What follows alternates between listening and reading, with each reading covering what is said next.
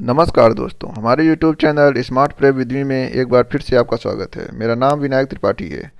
दोस्तों, आज के इस वीडियो हम बताने वाले हैं आपको प्रोटेम स्पीकर के बारे में। इस वीडियो में आप प्रोटेम स्पीकर के बारे में संपूर्ण जानकारी आपको प्राप्त हो जाएगी। क्या होता है, कौन बनता है, कौन नियुक्त करता है, शपथ कौन दिलवाता है, मतलब ज़रूरत ही क्यों पड़ती है, एवरीथिंग आपको ये वीडियो देखने के बाद प्रोटेम स्पीकर में कहीं और कुछ भी पढ़ने की ज़रूरत नहीं पड़ेगी। तो आइए हम समझते हैं प्रोटेम स्पीकर क्या है। सबसे पहले तो हम यही समझ लेते हैं कि प्रोटेम शब्द की उत्पत्ति कहाँ से हुई। दोस्तों, प्रोटेम शब्द की उत्पत्ति के बारे में जानेंगे तो ये लैटिन वर्ड है। लैटिन वर्ड प्रो टेम्पोर से आया है, जिसका अर्थ होता है थोड़े समय के लिए, कुछ समय के लिए या फिर अल्पकालीन। तो उम्मीद करते हैं आप इसका अर्थ समझ चुके होंगे। दोस्तों, कुछ भी पढ़ने से पहले आपको उसका अर्थ या फिर उसकी जो बेसिक चीज़ें हैं उसको जानना बहुत ज़रूरी है। उसी क्रम में हम आपको इसका अर्थ बताएं। अब हम आगे बढ़ते हैं कि प्रोटेम स्पीकर की ज़रूरत क्यों पड़ती है। दोस्तों, हमारे यहाँ हमारे संविधान में ऐसी व्यवस्था है, या फिर कह सकते हैं कि जो चुनाव होते हैं उनमें ऐसी व्यवस्था है। क्या है कि जैसे कि मान लीजिए कि ये निम्न सदन जो होता है लोकसभा संसद का, उसके लिए प्रोटेम स्पीकर की ज़रूरत पड़ती है, और विधानसभा में भी पड़ती है, लेकिन हम यहाँ अभी लोकसभा के बारे में बात करने वाले हैं।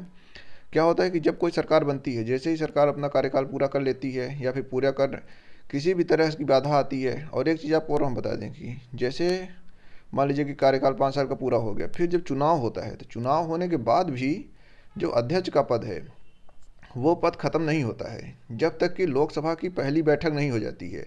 उसी पहली बैठक के लिए प्रोटेम स्पीकर को बनाया जाता है, अध्यक्ष का चुनाव करने के लिए।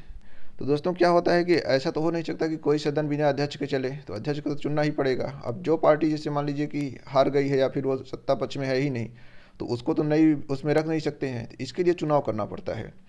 तो दोस्तों, इसकी नियुक्ति क्या होती है? इसकी नियुक्ति राष्ट्रपति द्वारा की जाती है।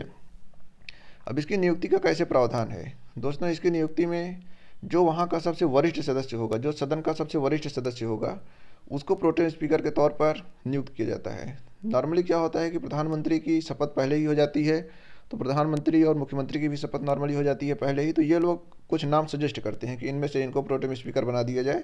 नॉर्मली वो वरिष्ठतम रहते हैं और उनको बना दिया जाता है। कई बार इसके अपवाद भी हैं, लेकिन अभी हम अपवाद में नहीं जाएंगे। अभी आपको हम सिर्फ नॉर्मल जानकारी दे रहे हैं। शपथ दिलवाने की बात है तो राष्ट्रपति स्वयं प्रोटेम स्पीकर को शपथ दिलवाता है। अब आगे बढ़ते हैं दोस्तों। आगे बढ़ने में देखेंगे कि इसकी उपयोगिता क्यों है, क्यों बनाया गया है। क्योंकि देखिए दोस्तों, अध्यक्ष तो जरूरी है, और जो नए सदस्य आ रहे हैं वो तब तक सदन के सदस्य नहीं हो सकते जबकि उन्होंने शपथ न लिया हो। अगर शपथ लेने के लिए उनको अध्यक्ष चाहिए, कोई होना चाहिए जो शपथ दिलवाए। तो इसके लिए प्रोटेम स्पीकर को बनवाया जाता है कि ये लोग सदस्य बन जाएं और संसद सुचारू रूप से चलना शुरू हो जाए। उसी क्रम में क्या है दोस्तों कि जब तक ये शपथ नहीं लेंगे तब तक इस सदन के सदस्य ही नहीं बने जाएंगे, भले चुनाव जीत के आए हों। अब देखते हैं अवधि क्या है।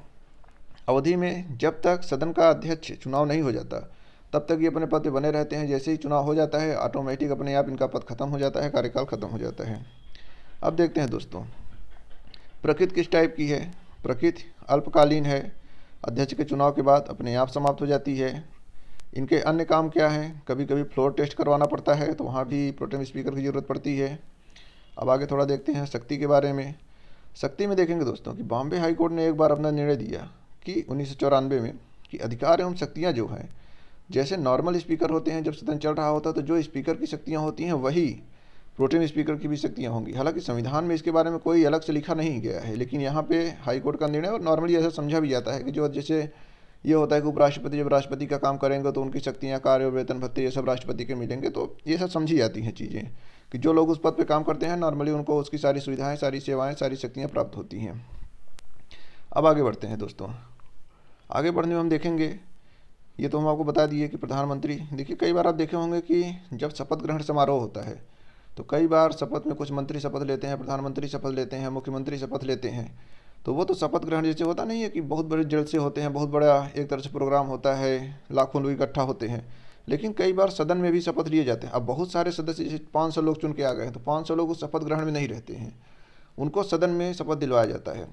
तो जब प्रधानमंत्री और मुख्यमंत्री इनकी पहले ही शपथ हो जाती है तो थोड़ा सहूलियत हो जाती है। ये लोग नाम सजेस्ट करते हैं, अपनी टीम गठित करते हैं और ये सब करते हैं, तो थोड़ी आसानी हो जाती है। अब देखते हैं दोस्तों राज्यों का क्या मैटर है। हम आपको पहले भी बता चुके हैं कि राज्यपाल, राष्ट्रपति, हाई कोर्ट, सुप्रीम कोर्ट, मुख्यमंत्री, प्रधानमंत्री, इनके काम कमोबेश एक जैसे ही हैं। हाँ, कुछ अंतर तो है इनमें, लेकिन उतना अंतर नहीं है जितना आप सोच रहे होंगे। अब राज्यपाल को भी शक्ति मिली है कि वो भी प्रोटेम स्पीकर बना सकते हैं। अध्यक्ष उपाध्यक्ष का पद रिक्त हो, ये एक नई जानकारी है, इम्पॉर्टेंट है दोस्तों। इसमें क्या है कि कई बार प्रोटेम स्पीकर की जरूरत कब पड़ती है। मान लीजिए कि अध्यक्ष की नियुक्ति हो गई, उपाध्यक्ष की नियुक्ति हो गई, सदन अच्छे से चल रहा है, लेकिन अचानक क्या हो गया, अध्यक्ष और उपाध्यक्ष दोनों का पद रिक्त हो जाए। अब रिक्त होने में क्या है, कई तरह से रिक्त हो सकता है, उन्होंने इस्तीफा दे दिया हो, या फिर उनकी मृत्यु हो गई हो, या फिर और कोई भी कारण हो जाए, तब भी यहाँ पे प्रोटेम स्पीकर की जरूरत पड़ती है। क्योंकि अचानक से कोई आदमी सदन का अध्यक्ष नहीं बन सकता, उसके लिए पूरी प्रक्रिया है, उसको फॉलो करना ही पड़ता है। तो उसी क्रम में दोस्तों वहाँ भी प्रोटेम स्पीकर की जरूरत पड़ती है। अब थोड़ा आगे बढ़ते हैं। आगे बढ़ने में दोस्तों एक जो और इम्पॉर्टेंट काम है, सिर्फ प्रोटेम स्पीकर दिखावे मात्र का नहीं है, उसको पूरी शक्तियाँ मिली हुई हैं। अगर क्या है कि मतदान सही से नहीं हो रहा है, सदस्य ठीक से काम नहीं कर रहे हैं, या फिर कुछ अजीबोगरीब काम कर रहे हैं जो कि सदन की मर्यादा के खिलाफ है, सदन के नियम के खिलाफ है, तो उनको अयोग्य भी घोषित कर सकता है ये प्रोटेम स्पीकर। इतनी शक्ति होती है इसमें।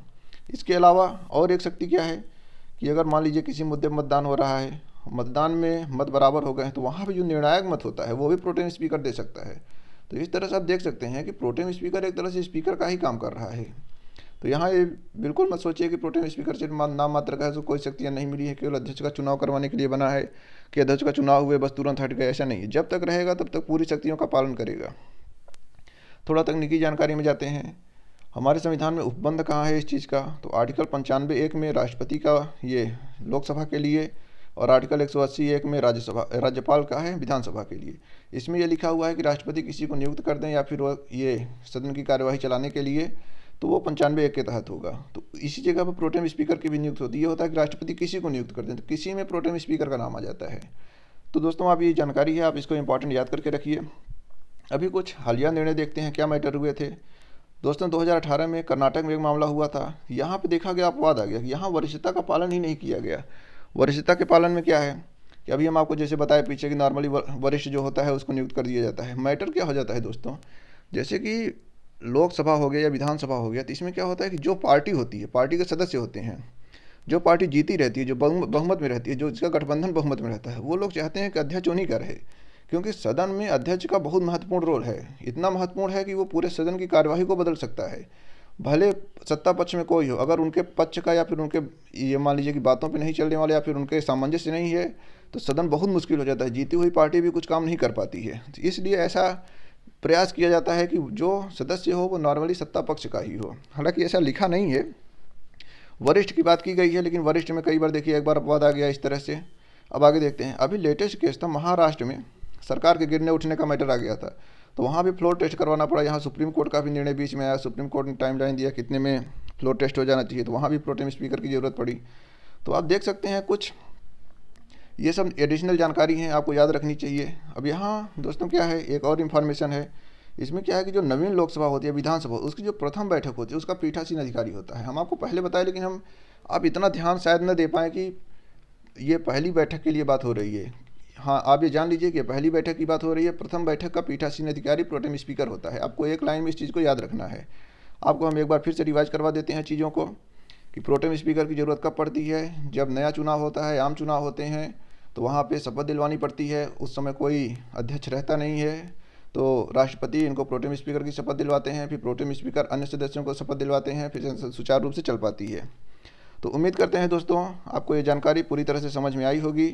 अगर आपको कुछ एडिशनल जानकारी चाहिए, आपको इसमें कुछ लग रहा हो कि त्रुटि हुई है, आपको कुछ है, तो हमें कमेंट सेक्शन में बताएं।